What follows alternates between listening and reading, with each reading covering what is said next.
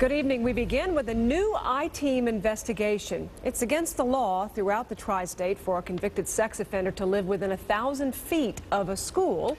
Then why is 1 out of every 3 sex offenders in Hamilton County living in a school zone? The I-Team found out, and 9 News anchor Brendan Keefe has the first of a 2-part investigation. There are 750,000 registered sex offenders in the United States. Every state tracks their addresses.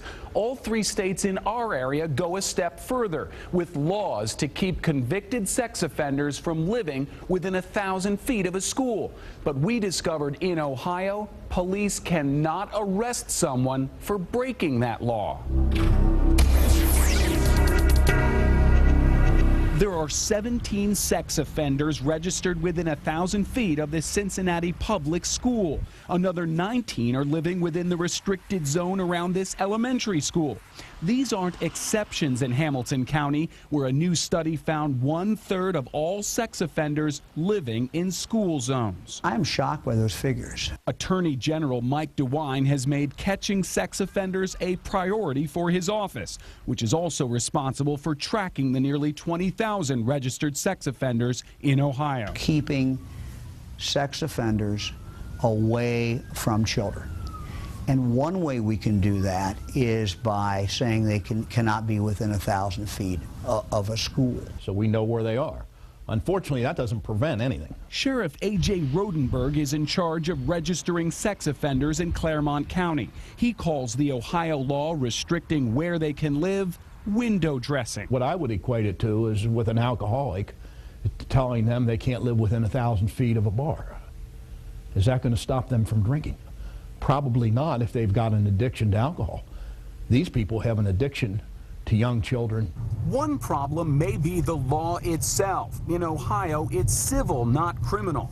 The prosecutor sends a letter to the sex offender's home, warning them they're within 1,000 feet of a school and threatening to take them to court, civil court, if they refuse to leave.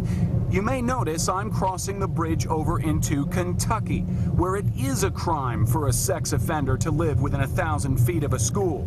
And instead of a strongly worded letter, sex offenders in Kentucky could end up in handcuffs. But not in Ohio, even when the sex offender walks into the sheriff's office to register an illegal address. When someone comes in, even if they know that address is within a school zone, they can't do anything about it criminally. Well, they can certainly tell them not to live there. They can tell them the consequences of the law. They can tell them that the prosecuting attorney can kick them out. But beyond that, no. The current law does not allow them to arrest that individual.